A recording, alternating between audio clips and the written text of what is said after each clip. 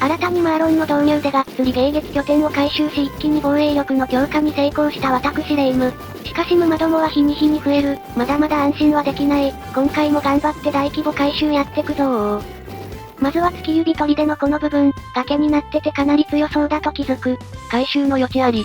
この部分は攻撃されないだろうから、ここから現状死角となってる場所を攻撃できるようにしましょ。こんな感じになりそうろー。沼ハマるゾーンも射程の範囲だし、これはかなり迎撃能力がアップしてそうだぜ。バリスタ兵を配置する出っ張りなんかも作ってみました。このブロックバリスタ兵にジャストフィットして使いやすいな。射程もこんな感じでかなり広域を確保できて思わずにっこり。ここはほんと地形がいいから回収工事のしがいがあるぜ。おっと薄い砦が襲撃受けてる。そういやこっちは射程に難ありだったな。ついでに回収工事しちまおうぜ。あいよ。やっぱり壁が分厚すぎて足元狙うのが難しい。左から援護射撃するにも少し遠すぎるんだよな。てなわけで左側を前に出す感じにして射程を確保。これなら上と左で互いに足元の敵を攻撃できるぜ。的におあつらえ向きの敵が来てるぞ。射撃訓練、開始。この射程なら遊撃兵もその効果力を存分に発揮できそうだぜ。もうすぐ夜が来ます。今夜の予定は薄い関所と月指砦、あとおまけで箱根関所。回収工事の成果を早速披露してやろうぜ。とその前に薄い関所完成させなきゃ。階段式胸壁と足場の設置工事するだけ。こんな感じになりそうろー。足場の部分とか若干やっつけ仕事感あるが、いかつい感じにパワーアップ。さあ肝虫どもがお出ましだ。撃て撃て撃て撃てー。敵の出現位置の目の前、これはかなり効率良い沼の処理ができてそうだ。敵の展開できる幅も狭くて詰まってるようだし、これはなかなか良い出来な予感。だな。月指砦もよどみなく矢を放ち続けてるけど、バリスタ兵の下を狙われてるのが少し気になるね。あの部分を壊されても砦は突破されないが、バリスタ兵が労災案件になるな。壁を増やして安全対策すれば大丈夫かな？今宵も箱根関所は大盛況。ここは守る範囲が広いから、どうしても射程に入らないユニットとか出てきちゃうな。要所は守れる配置になってるから問題なーし、多少壁が壊されようとも構わん、すべての肝虫を殲滅せよー。倒すだけなら楽勝だぜ。これにて第48の波勝利、勝ち時をあげよ、かーったどー。回収工事の戦果は概ね大成功だぜ。薄い関所の被害状況はご覧の感じ。左の壁が崩壊ゼロの上の壁も2枚目ちょっとだけ、敵の数を考えると検討したと言えそうだな。月指砦に至っては1枚目が少し削られただけの超楽勝。ここは完成度高くなってきたな。当分落とされる気がしねえぜ。角のところだけは崩されやすくて弱点かな？まあこれだけ分厚く修理しとけば安心か？でも分厚くなるとそこに車線通らんのよ。微妙。上側からの車線も通ってないから、このままだと一方的に壊される未来が見える。こりゃダメなやつ臭いな。窓なんてもんがあるからいかんのじゃあ、もっと前に出て戦え射程ブーストを放棄して一歩前に出て車線を確保するの巻。窓なんぞ見た目重視のただの飾りであります。しょぼくなった見た目を補うために旗ブロックをずらー。これで少しだけど角のブロックにも攻撃可能。右側の出っ張りの下流度なら攻撃届くし、真上からも行けるから一応射程確保できたかな？あとは実戦で様子見。さてお次は前回の波で一番沼の処理に時間がかかった、箱根関所大規模回収工事しようかな？ここは岩2箇所を壁で塞ぐと、敵の進路が迂回しちまう難所なんだよな。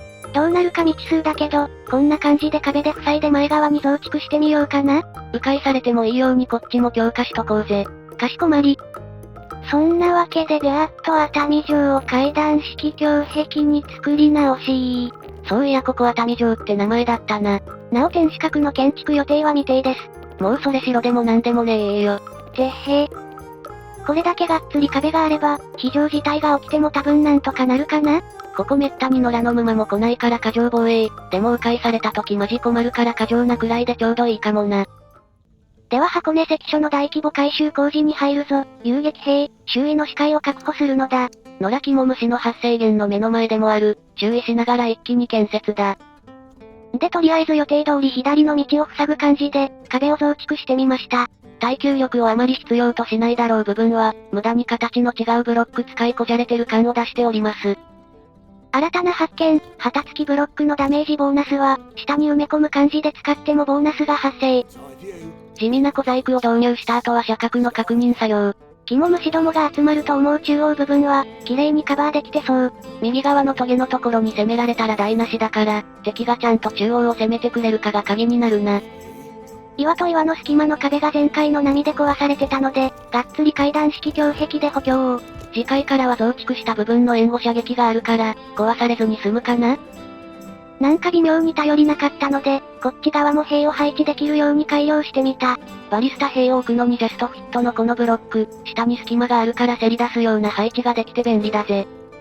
遊撃兵の攻撃が反対側には届かないけど、この周辺はがっつりカバーできる感じかな？壁に取り付く馬をぶっ転がすには良さそうだぜ。火遊度も一緒に配置すればかなりの範囲の敵を攻撃できるから、それなりの強化にはなったかな？実戦で確認だな。あとちょっと心配事があるとしたらこっちに迂回されるパターン。細いけど道が通じてるな。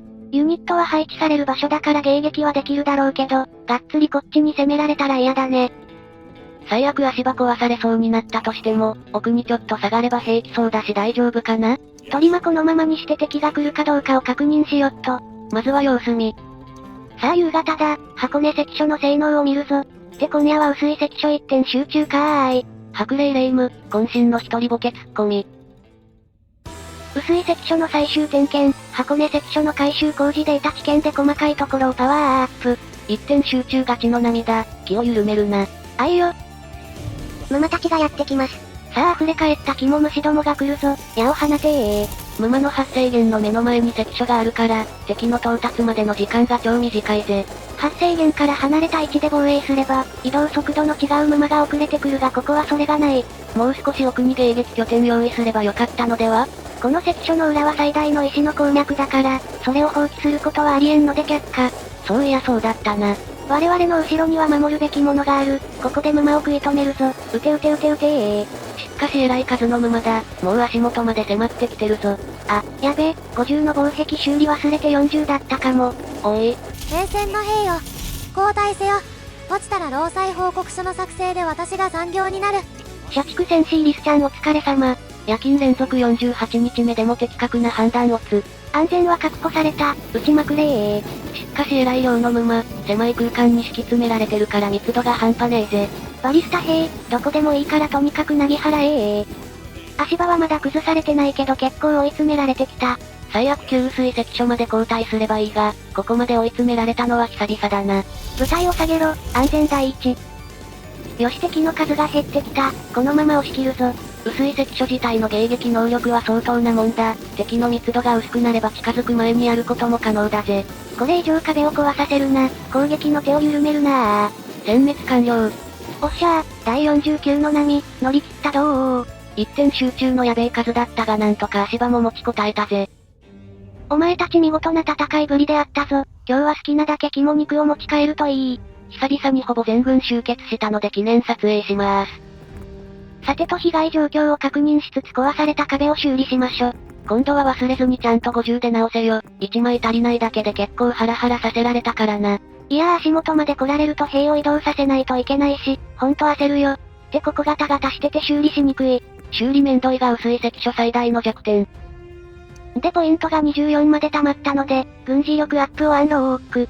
これで最大兵力が65人。次で兵力マックスであります。そしてこの世界にアップデートが到来。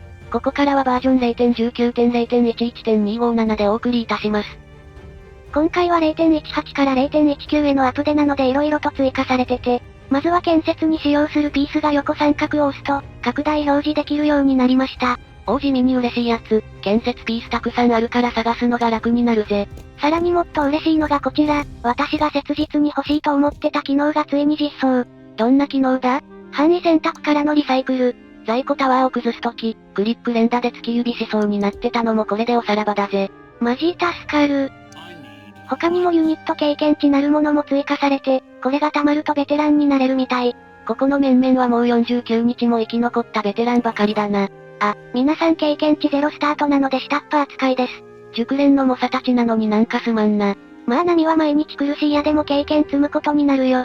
せやな。石材ストレスのサポートが緩和されたとかも記載されてたけど、違いはあまりわからず。